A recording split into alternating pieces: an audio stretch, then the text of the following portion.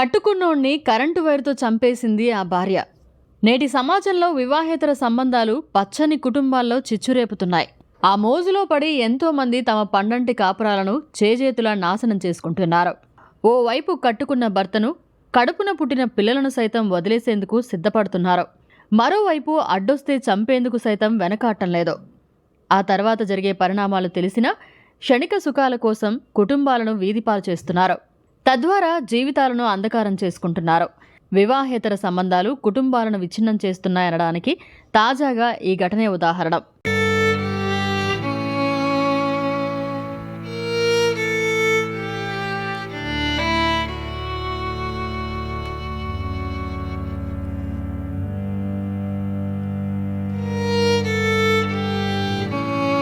ఆ దంపతులకు 5 ఏళ్ల క్రితం వివాహమైంది. వీరికి ఓ కుమార్తె. పెళ్లికి ముందే ఆమెకు ఓ వ్యక్తితో పరిచయం ఏర్పడింది. అది కాస్త వివాహేతర సంబంధానికి దారితీసింది. పెళ్లి జరిగినా ప్రియుడితో ఆ మహిళ సంబంధాన్ని కొనసాగిస్తోంది. తమ బంధానికి భర్త అడ్డుగా ఉన్నాడని సదరు మహిళ భావించింది. ఈ క్రమంలో కట్టుకున్న వాణ్ణి ఎలాగైనా అడ్డు తొలగించుకోవాలని ప్లాన్ చేసింది. ఇందుకోసం ప్రియుణ్ణి భర్తపై ఉసుగొల్పింది. అతన్ని చంపేస్తే ఇరువురు సంతోషంగా ఉండొచ్చని ప్రియుడికి తెలిపింది. దీనికి సరేనన్న అతడు ప్రియురాలి భర్తపై అదును చూసి దాడికి పాల్పడగా భార్య కరెంటు వైరుతో అతన్ని గొంతు బిగించి హతమార్చింది.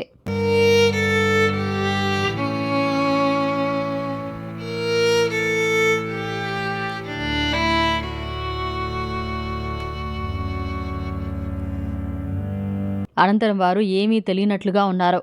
ఆ తర్వాత భర్త హఠాత్తుగా మరణించినట్టు నాటకం ఆడింది. దీనిపై అనుమానం వచ్చిన మృతుడి కుటుంబ సభ్యులు పోలీసులకు సమాచారం ఇచ్చారు. ఘటనా స్థలానికి చేరుకున్న పోలీసులు ఆమెను ప్రశ్నించగా అసలు విషయం వెలుగులోకి వచ్చింది. ఈ ఘటన నెల్లూరు జిల్లా రాపూర్లో చోటు చేసుకుంది. రాపూరు మండలం అరుంధతివాడలో లేబాకు సీనయ్య, ధనమ్మ దంపతులు నివాసం ఉంటున్నారు. వీరికి 2022లో వివాహం కాగా ఒక పాప కూడా ఉంది. అయితే పెళ్లికి ముందు నుంచే ధనమ్మకు కళ్యాణ్ అనే వ్యక్తితో పరిచయం ఉంది. అది కాస్త వివాహేతర సంబంధానికి దారితీసింది. తమ బంధానికి సీనయ్య అడ్డుగా ఉంటాడని ధనమ్మ భావించింది. ఈ నేపథ్యంలో ప్రియుడు కళ్యాణ్తో కలిసి భర్తను హత్య చేయాలని ధనమ్మ ప్లాన్ చేసింది. ఈ నేపథ్యంలో ఇవాళ మధ్యాహ్నం ఇంట్లో విశ్రాంతి తీసుకుంటున్న సీనయ్యపై ప్రియుడు దాడికి దిగాడు. అనుకోని ఘటనతో ఉలిక్కిపడ్డ సీనయ్య అతన్ని ఎదిరించే ప్రయత్నం చేశాడు. ఈ క్రమంలో ధనమ్మ భర్త మెడకు వైరు చుట్టేసి హత్య చేసింది.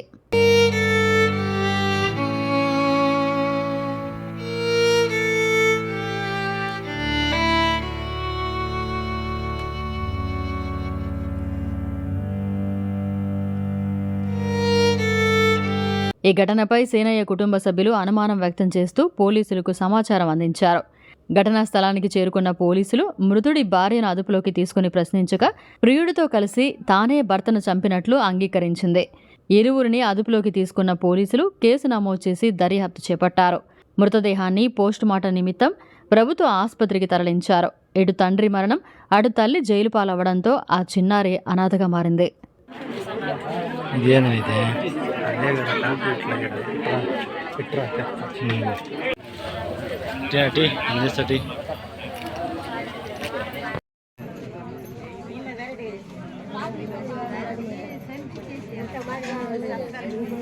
రాపూర్ మండలం అరుంధతివాడ. మా ఇంటి పక్కన అబ్బాయి చనిపోయి ఉంటే మేము పోయి అడిగాము అమ్మాయిని.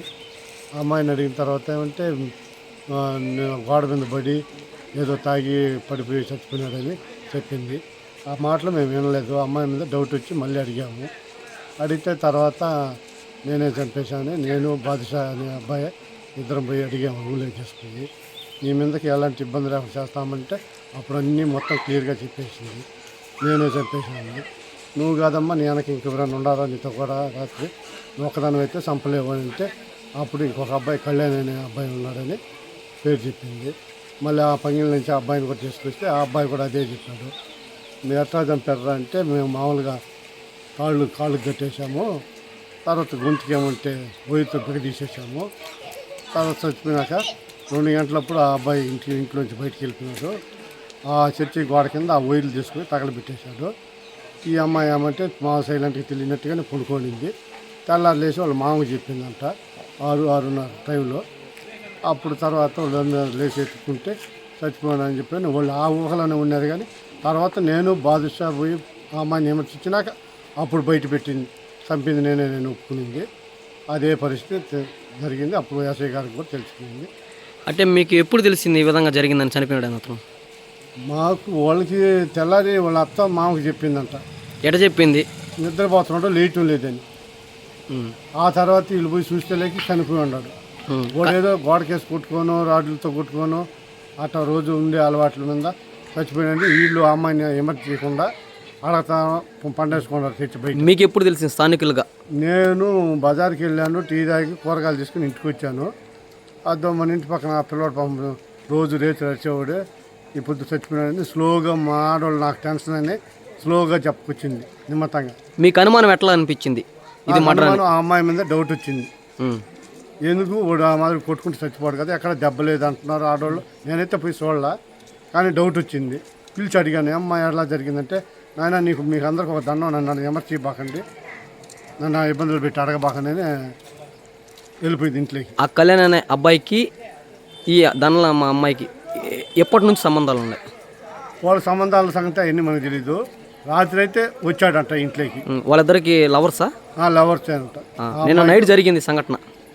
రాత్రి చెప్పుకొచ్చారు వాళ్ళు. ఆ అబ్బాయికి నాకు ఉండేది. తీరా మీరు ఉదయం లేచి ఈ విధంగా జరిగింది అడిగితే, గట్టిగా అడిగితే తర్వాత స్టోరీ చెప్పింది అమ్మాయి. స్టోరీ చెప్పి ఈ విధంగా నేను కళ్యాణ్ అనే వ్యక్తి ఇద్దరం కలిసి చేసామని. ఆ తర్వాత ఆ అబ్బాయిని విమర్శ చేస్తే మేము నిజమేను, నన్ను ఫోన్ చేసి రమ్మన్నది. అంటే ఇద్దరు ఒప్పుకున్నారు? ఇద్దరు ఒప్పుకున్నారు. ఆ అబ్బాయి అని చెప్పంటే నన్ను ఫోన్ చేసి రమ్మన్నది. తాగి పడిపోన్నాడు, ఇప్పుడైతే అవకాశం తాళ్ళు ఏమైనా ఎత్తుకోరాని ఇక్కడ ఏమి లేవు అన్నది. అప్పుడు నేను ఎత్తుకొని పోయినని ఆ అబ్బాయి ఒప్పుకున్నాడు. ఒప్పుకున్న తర్వాత కాళ్ళు కట్టేసాము. ఆ తర్వాత చేతులు కట్టేసి అప్పుడు గొంతుకేసి వైరేసి లాక్కున్నారు. ఈ జరుడు కొట్టేసింది అయింది వచ్చి వాళ్ళు ఎంతమంది వచ్చినారో చంపేసి కత్తకనం పోగొట్టుకొని తొక్కేసి ఆడవాళ్ళు అలా ఎట్టుకోలేకపోయారు. పొద్దున్న వచ్చి ఆమె నాకు ఆయన వేయటం లేదంటే అప్పుడు నేను పోయి పట్టుకొని చూసి సన్నగా బాగున్నాయి కాలు చేతిలో. అప్పుడు చూస్తే అందరూ పోయి బెదిరించేదికి అప్పుడు చెప్పింది నా మొగుడు మేమే చంపేసింది అని ఒప్పుకున్నది. అప్పుడు తీసుకొచ్చి కొట్టకుండా పెట్టి పోలీసులు వచ్చేసారు. చనిపోయిన అబ్బాయి నీకు ఏమవుతాడా? నా కొడుకు. ఏం పేరు?